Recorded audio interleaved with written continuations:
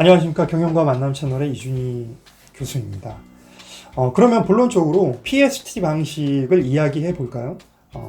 먼저 이제 문제인식입니다. 개발 동기, 그리고 창업 아이템 목적, 필요성. 먼저 언급했던 R&D 사업 계획서에 있는 내용의 목차를 좀 이해하시면 좀 이해하기 쉬우실 것 같습니다. 자, 필요성은 팩트입니다.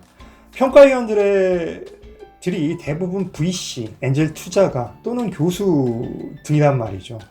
사회에 좋은 영향을 주는 기업을 요즘 많이 좀 트렌드가 찾는 편입니다.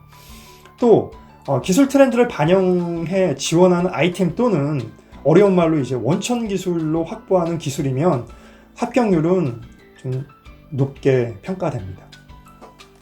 좁게 보면 지역 내 발전에도 도움이 되는 문제를 해결하는 기업도 공감을 일으키는데 임팩트가 좀 있습니다. 여기서 팁 하나 드리겠습니다. 이제 제가 직접 경험한 거지만요. 예비 창업 패키지 지원은요, 거주하는 지역과 상관없이 지원이 가능합니다.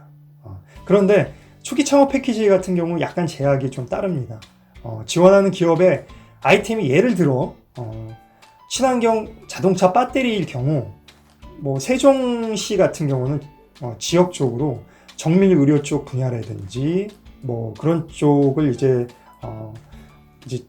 지자체에서 밀어주는 편입니다. 근데 충남은 바이오 식품, 친환경 자동차 부품 등 친환경 부품 등 그런 쪽의 방향인데, 아까 말씀드렸던 친환경 자동차 배터리일 경우는 충남 지역의 주관기관에 지원하면 높은 점수를 받을 수 있습니다.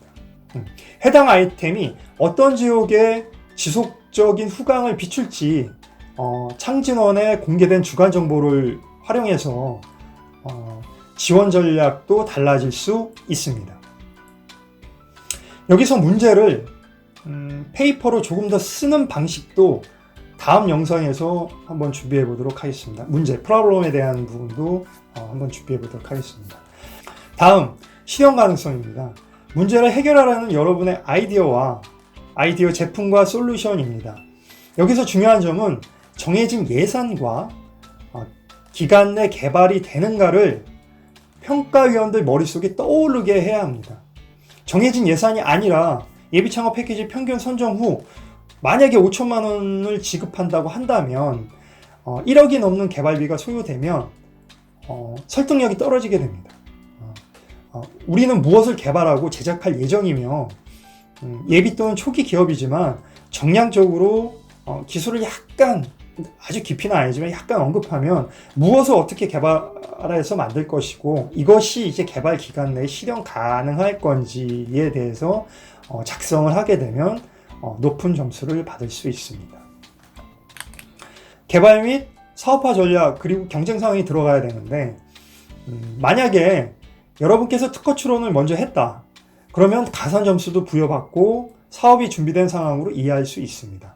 경쟁 상황은 국내를 분석하여 작성하면 되는데 이것도 작성하는 노하우가 있습니다.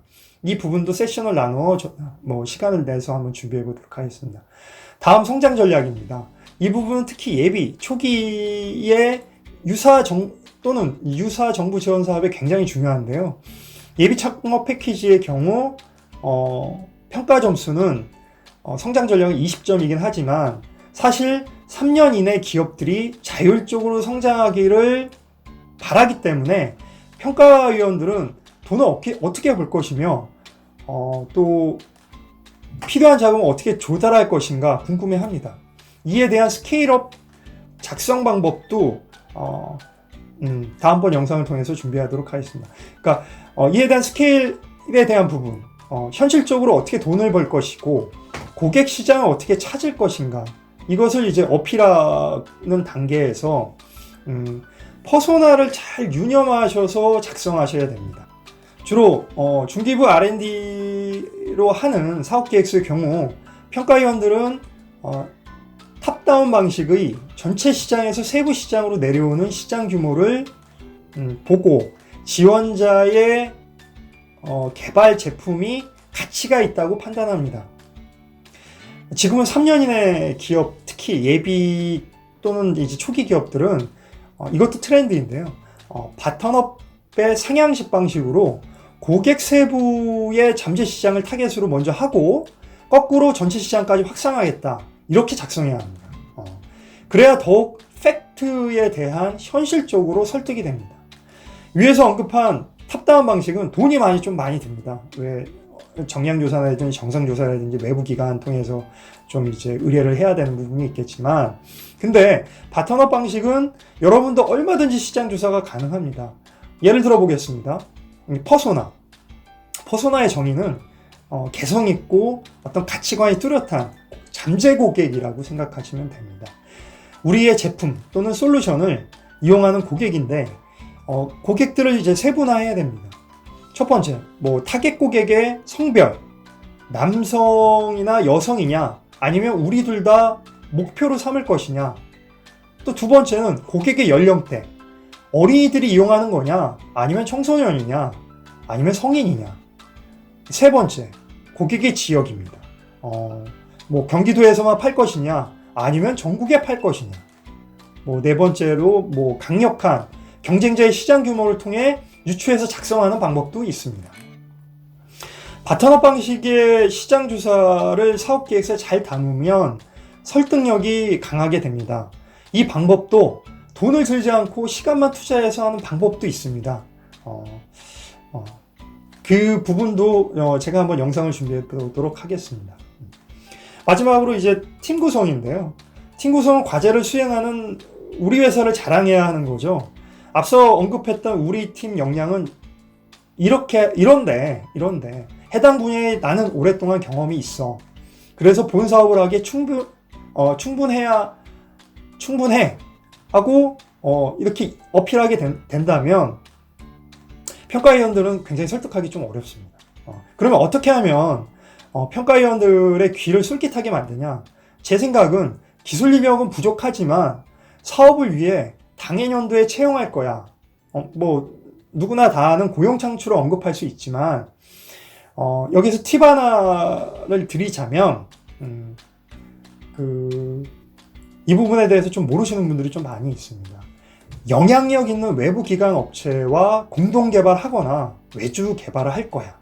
만약에 여러분이 각고의 노력 끝에 손을 잡고 있는 기관이 손을 잡고 있는 기관이 에틸이나 키스트나 서울대 카이스트 같은 그 분야의 최고의 속학들로 구성한다면 여러분 평가위원들처럼 입장을 한번 바꿔보십시오.